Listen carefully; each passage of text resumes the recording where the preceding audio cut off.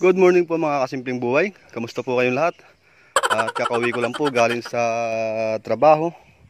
At habang nagkakape po ako ay tumitingin po ako dito sa ginagawa pong kulungan ng manok. Ayan. Naghanap po ako ng iba pang gamit. At yun po, meron po nakitang kahoy dun sa kabila.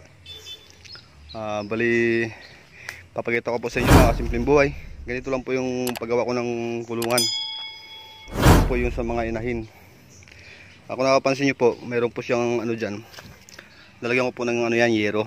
Tapos dalagyan ko po ng ipa ng palay ito, yung pinakalupa.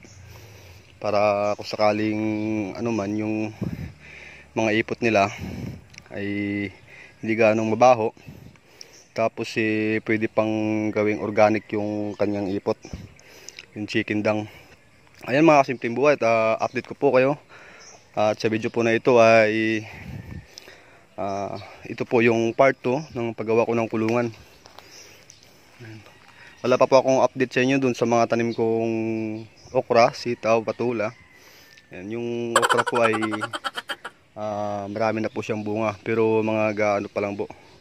Ayan, nalaki pa lang, hindi pa siya mahaba, kaya alanganin pa siyang pitasin. Ayun mga kasimpleng buhay, sisimulan ko na po yung paggawa ng kulungan. At dahil maghahanap pa ako ng ibang material na gagamitin dito.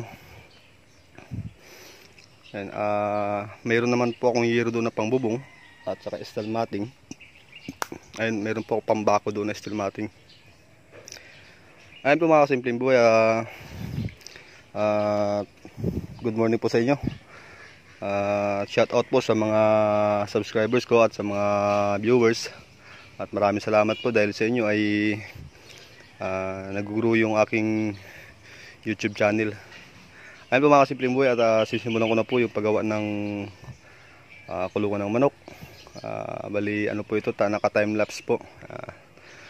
Medyo matagal kasi kapag naka-ordinary lang na video.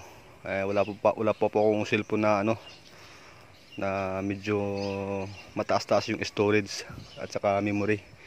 Ayun mga kasimpleng buhay, sisimulan ko na po.